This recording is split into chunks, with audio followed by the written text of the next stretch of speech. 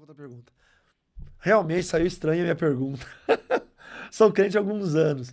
Por qual motivo o diabo tentaria sabendo que ele não pecaria? É.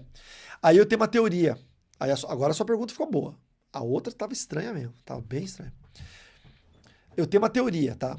Você lembra quando Satanás, na tentação no deserto, ele chega para Jesus e fala bem assim: Se és tu mesmo filho de Deus.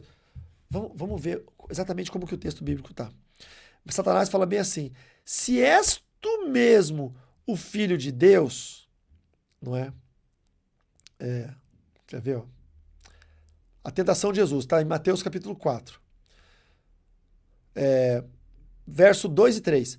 E depois de jejuar 40 dias e 40 noites, teve fome. Verso 3. Então o tentador, aproximando-se, disse a Jesus: Se você é o filho de Deus, tem uma tradução que diz: Se és tu mesmo o filho de Deus, mande que essas pedras se transformem. Vocês entendem a artimanha do diabo? Ele tá aqui, a gente tá vendo que ele não tinha certeza que Jesus era o filho de Deus. Mas como que pode ser isso? Eu vou explicar de uma forma bem clara e sensata. Demônios não são oniscientes. Demônios não são onipresentes. Então pode ter 1 bilhão de demônios, mas ainda assim eles não estão em todos os lugares ao mesmo tempo. Tem que ter uma rede de comunicação demoníaca muito perfeita para eles terem informações. E isso demanda tempo e organização, tá? E eles não são oniscientes, eles não sabem todas as coisas. A profecia é que Jesus viria com o nome de Emanuel. E o anjo Gabriel falou para José colocar o nome dele de Jesus. E o anjo Gabriel apareceu em sonho para José.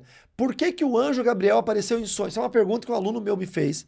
E eu quero responder isso para vocês aqui ao vivo, tá? Essa aqui é coisa de faculdade de teologia pesada, tá? Ainda mais das minhas aulas, né? Que eu, como teólogo, ainda libertador, eu sempre tenho uma sacadinha de batalha espiritual. O anjo Gabriel apareceu em sonho porque o demônio não consegue ler a mente do crente.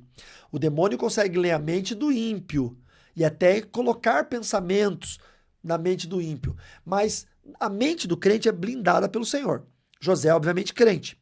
Então, se o anjo aparecesse numa teofania ou numa aparição física e falasse com José: José, não coloca o nome de Emanuel, coloca o nome de Jesus. Talvez tivesse algum demônio ali perto que ia ouvir e ia dizer para toda a organização do inferno: ó, o Messias vai vir, mas vai vir com o nome de Jesus, não com o nome de Emanuel. Então eles já estariam preparados para um menino chamado Jesus. Aí o anjo aparece para José em sonho, porque no sonho está dentro da mente de José. É blindado. O demônio nunca saberia o que Deus falaria para José através de um anjo se esse anjo aparecesse num sonho. Então a estratégia, eu vou dizer até que a estratégia mental era que o sonho revelatório de José fosse uma blindagem para que os demônios, que não são oniscientes, eles teriam que colher informações para que os demônios não soubessem como que o Messias viria. É uma proteção para que o plano de salvação se cumprisse. Porque Jesus, ele nasceu de uma virgem chamada Maria, a gente sabe. Mas os demônios não sabiam se aquela menina teve uma relação com José ou se ela estava grávida do Espírito Santo. Até então, é uma dúvida. Será que ela está contando uma verdade, uma mentira? Que história é essa? Nós sabemos que é verdade, mas os demônios não sabiam. Mas José sabia. Por isso que José colocou o nome dele de Jesus. Então, talvez, e aqui esse talvez é o ponto da beleza acadêmica dentro da teologia. É nós podermos pensar fora da caixa, fora do padrão, da padronagem que a teologia pensa.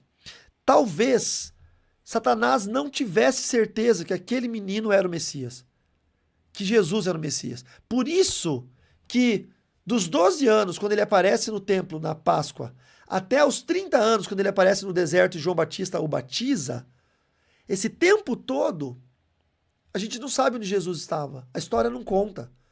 Alguns dizem que ele estava estudando com os sumérios, outros dizem que ele estava não sei aonde. A história não conta. Por quê?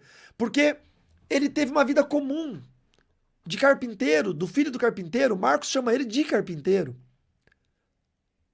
E aí o diabo pensou: pô, mas se ele é Deus, se ele é o Messias, tá ali fazendo banquinho, mesa.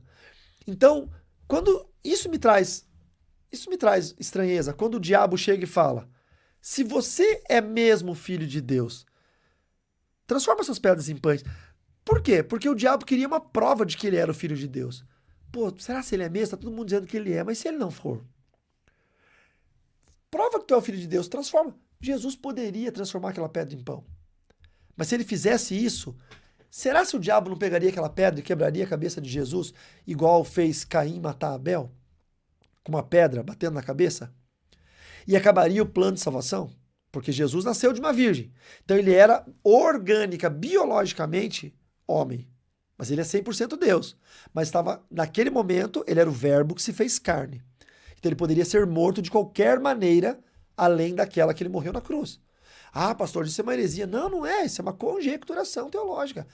Então, o meu pensamento aqui é que o plano perfeito de Deus se cumpriu, mas é fato que as profecias diziam que viria o Emanuel, Deus conosco. Mas o anjo Gabriel apareceu em sonho para José e disse para José colocar o nome de Jesus, que significa ele é Deus, Yeshua. Por que botou o nome de Jesus e não botou o nome de Emanuel? Não é? Você nunca teve essa dúvida? Então, é boa essa pergunta, viu? Saímos uma pergunta horrível, péssima, uma boa pergunta da mesma pessoa.